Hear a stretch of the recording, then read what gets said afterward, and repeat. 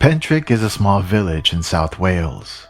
Quiet, rural, the kind of place where nights don't usually bring surprises. On February 26, 2016, the evening began like any other. No storms, no warnings, no sense that anything unusual was about to happen. People were at home. Roads were empty. The hills surrounding the village sat dark and still beneath a heavy sky. This wasn't a night marked by chaos or excitement. It was defined by normalcy, and that detail matters. Because what makes the Pentyrch incident unsettling isn't just what witnesses claim they saw. It's how abruptly the ordinary gave way to something that didn't belong. No alarms, no sirens, just a moment where the quiet of the village broke and never fully returned to what it had been before. Sometime that night, residents noticed something in the sky that didn't behave like anything familiar. A strange light appeared above the hills.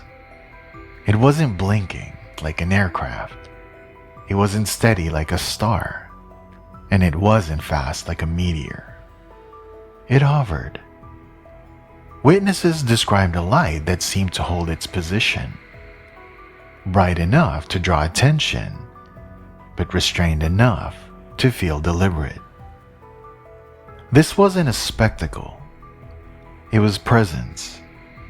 There was no sound at first. No engine noise, no rush of air. Just an object or light suspended where nothing should have been. For some, it was curiosity. For others, unease. But for everyone who noticed it, there was the same quiet question forming. What exactly are we looking at? As the light resolved, witnesses began describing a shape. Not vague, not fleeting, but solid and unmistakable. A large object, triangular or pyramid-shaped, hovering silently above the landscape. This wasn't something streaking across the sky. It wasn't distant. It appeared heavy, stationary, intentional. People who saw it described a sense of scale, the feeling that this thing was far larger than it should be, yet impossibly stable in the air. No wings, no visible propulsion, no sound. And then came a moment many witnesses would later fixate on: a sudden noise, not a crack like thunder, not the sharp streak of a meteor, but a deep explosive sound, as if something had collided with the ground or the air itself. Shortly after the sound, witnesses reported a beam of light projecting downward from the object. Not scattered, not chaotic.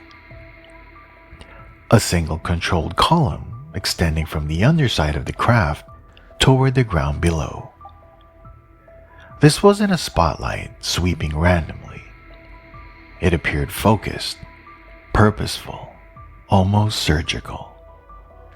The surrounding hills were faintly illuminated, but there were no flames, no fires, no debris visible from a distance. Just light, silence, and the sense that whatever was happening wasn't meant to be observed.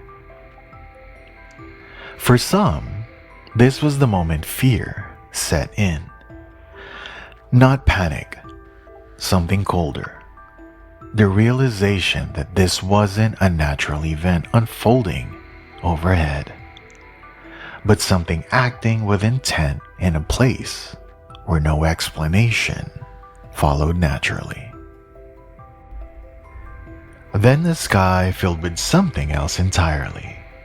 Military helicopters, multiple aircraft flying low. circling the area, their presence unmistakable. Witnesses reported seeing and hearing helicopters for hours, not minutes. This wasn't a brief flyover. It was a sustained operation. Search patterns, repeated passes, the kind of response that suggests urgency and control. And notably, the object was no longer visible. For many residents, this raised a new question. If the earlier event was simply a meteor, as later claimed, why such an extensive military presence? Why helicopters instead of emergency services? Why the secrecy? Whatever had happened above Pentyrch, it had drawn attention from authorities very quickly, and then just as quickly disappeared from public explanation. In the days that followed, officials offered a simple answer: a meteor fireball, a natural event, nothing out of the ordinary. But witnesses didn't recognize what they saw in that explanation. Meteors don't hover, they don't project beams, and they don't prompt hours of helicopter activity across rural terrain. As residents began asking questions, the story seemed to shift. Training exercise, misidentification, nothing to see. Requests for clarity met resistance. Details were vague, records incomplete. The more carefully people examined the explanation, the less it aligned with what had been witnessed. The result wasn't reassurance. It was frustration. A sense that the official story existed not to explain what happened, but to close the subject as quickly as possible. Today, the hills around Pentyrch remain unchanged. Quiet, ordinary. There are no markers, no signs, no acknowledgement that anything unusual ever occurred. But for those who were there, the memory remains fixed, not as spectacle, but as interruption. A moment when something unknown entered a familiar place and left without explanation. No wreckage was presented, no transparency followed, just silence. And that silence is what lingers most. Because if nothing happened, there would be nothing to hide. Pentyrch stands as a reminder that not every unexplained event ends with answers. Some simply end with questions, and the uneasy feeling that we briefly witnessed something we were never meant to see. This is Joshua Tree Encounters, where UFOs, cryptids, and strangeness collide.